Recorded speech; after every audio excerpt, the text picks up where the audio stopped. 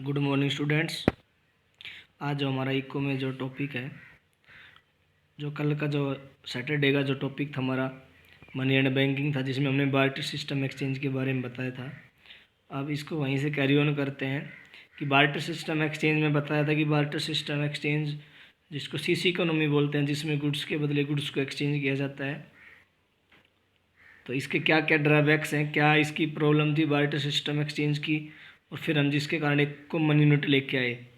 तो जो इसकी पहली जो ड्रॉबैक है, डबल को इंसिडेंट ऑफ वांट्स, आवश्यकताओं के दोहरे संयोग का अभाव, जो कि सबसे बड़ी प्रॉब्लम है, इसकी ड्रॉबैक है इसका बार्टर सिस्टम एक्सचेंज का।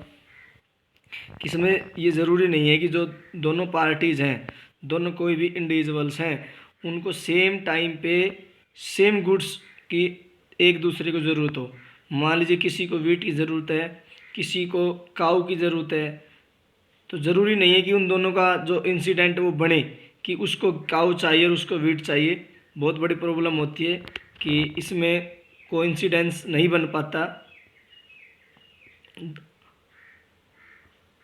और ज़रूरत के अकॉर्डिंग उनको गुड्स अवेलेबल नहीं हो पाती थी।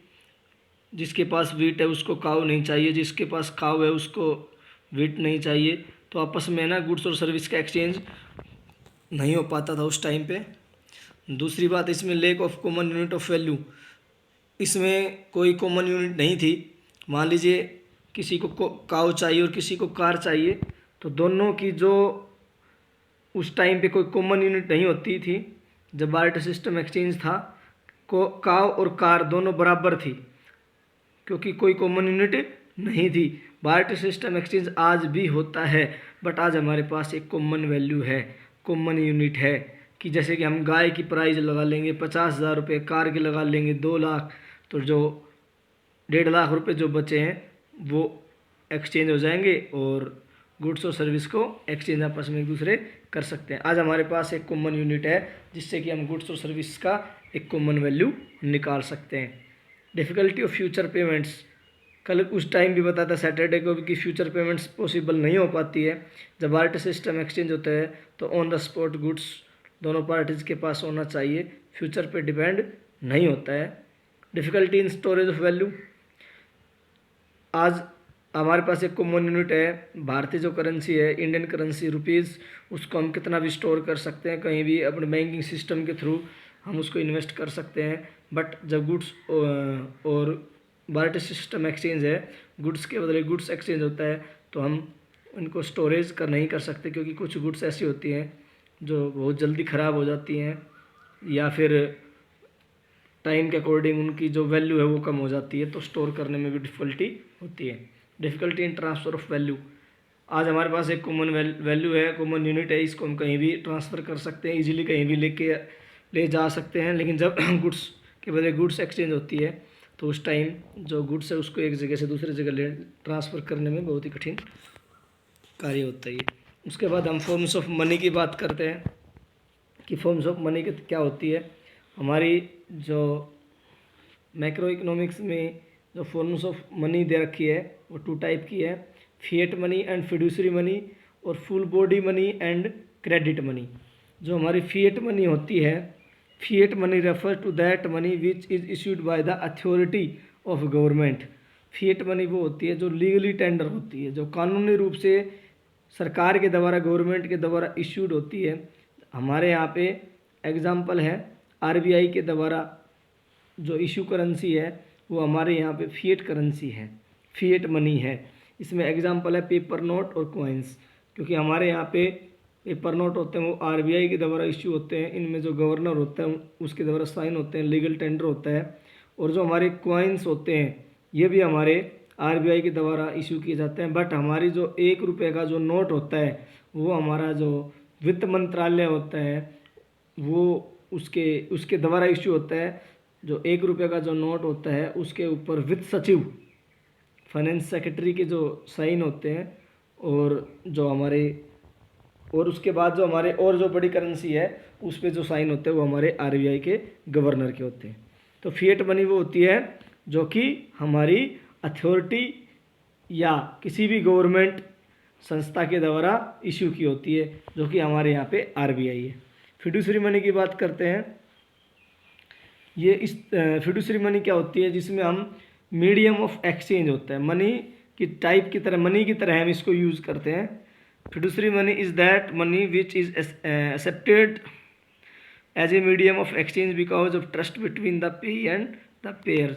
Example cheques. देखिए जो हम चेक का लेन देन करते हैं वो भी हमारे मनी की तरह काम करता है, क्योंकि ये हमारे ट्रस्ट के बिटवीन पे और पेयर, लेने वाले और देने वाले के ट्रस्ट के ऊपर काम करता है। आज हमारे यहाँ पे फाइनेंसिंग सिस्टम में जो मोस्टली जो ट्रांजैक्शन होते हैं वो चेक के द्वारा इशू होते हैं, तो ये फिएट मनी की तरह ही यूज़ करते हैं, बट फिएट मनी को गवर्नमेंट इशू करती है और ये पेई और पेयर के ट्रस्ट के बीच में इशू होता है। फुल बॉडीड मनी की बात करते हैं। तो फुल बॉडीड मनी क्या होती है? Full bodied money refers to money in terms of coin whose commodity value is equal to the money value when these are issued. इसमें कमोडिटी वैल्यू और मॉनेटरी वैल्यू होती है। फॉर एग्जांपल जो हमारा 1 रुपये का जो सिक्का होता है, क्वाइन होता है, फुल बॉडीड मनी में क्या होता है कि जो हमारा 1 रुपये का सिक्का है, जैसे यहाँ पे जो 1 रुपये का सिक्का है, क्वाइंस है, इसकी 2 वैल्यू होती है यहाँ पे। एक तो इसकी मॉनेटरी वैल्यू होती है जो कि इस गवर्नमेंट के द्वारा ये 2 रुपये में ऑथोराइज किया गया है। अगर आप इसको मॉनेटरी फॉर्म में यूज़ करोगे तो इसकी जो वैल्यू है वो 2 रुपये के बराबर है। अगर इसकी मॉनेटरी वैल्यू प्लस इसकी कमोडिटी वैल्यू, अगर इसको हम, ये एक मेटल है, अगर इसको हम मेटल को मेल्ट करके और अगर हम इसको बेचते हैं वज़न के रूप में, ये कितने का जाता है? अगर इसकी कमोडिटी वैल्यू और मॉनेटरी वैल्यू दोनों बराबर हों, अगर इसको हम 2 रुपये में अगर क्वाइन के रूप में चलाएं तो 2 रुपये में ये यूज़ हो, और इसको हम मेल्ट करके अगर यूज़ करें तो 2 रुपये में हो, अगर ये सब बराबर है दोनों, तो इसको बोलेंगे हम full bodied money. It means इसकी मॉनेटरी वैल्यू और कमोडिटी वैल्यू बराबर है, तो इसको बोलेंगे फुल बॉडीड मनी। लेकिन इसकी जो दूसरा रूप है उसके बारे में बताएंगे, क्रेडिट मनी। इसमें क्या होता है कि इसको अगर हम मॉनेटरी फॉर्म में चलाएंगे तो 2 रुपये में चलेगा ये, बट अगर इसको हम मेल्ट करके और इसको वेट के अकॉर्डिंग इसको अगर हम यूज़ करते हैं तो ये 2 रुपये से कम में जाएगा। फॉर एग्ज़ाम्पल 1 रुपये या 1 रुपये 50 पैसे में जाएगा। ये इसलिए किया गया है, अगर ये 2 रुपये से ज़्यादा जाए तो इसको मॉनेटरी फॉर्म में यूज़ ना करके और इसको मेल्ट करके बेचेंगे, जिससे कि हमारे इसमें इकोनॉमी में कैश की कमी आ जाएगी। तो क्रेडिट मनी वो होती है जिसमें मॉनेटरी वैल्यू ज़्यादा होती है और कमोडिटी वैल्यू कम होती है। तो ये इसके बारे में आपको बताया। और उसके बाद जो हमारा जो एग्जांपल दे रहा हूँ मैं यहाँ पे फिएट मनी का। फिएट मनी वो मनी होती है जो कि गवर्नमेंट के द्वारा या किसी भी अथॉरिटी के द्वारा इश्यू हो। जैसे हमारे यहाँ पे पेपर नोट होते हैं, क्वाइंस होते हैं, और फिड्यूसरी मनी वो होती है जो हमारे ट्रस्ट के ऊपर इश्यू होती है, जैसे हमारे चेक इश्यू होते हैं। तो जो भी इसके डाउट हो, कल इसके आज शाम तक इसके डाउट आप पूछ सकते हो। कल आगे इसका जो भी टॉपिक सप्लाई ऑफ मनी कि सप्लाई ऑफ मनी क्या है, स्टॉक में क्या शामिल होता है, कौन इसको इशू सप्लाई को मेंटेन करता है, इसके बारे में बताएंगे। आपके जो भी डाउट हो आप शाम तक पूछ सकते हो। बड़े ध्यान से इसको पढ़ना है और जो भी डाउट हो आप शाम तक इसके पूछ सकते हो। Thank you.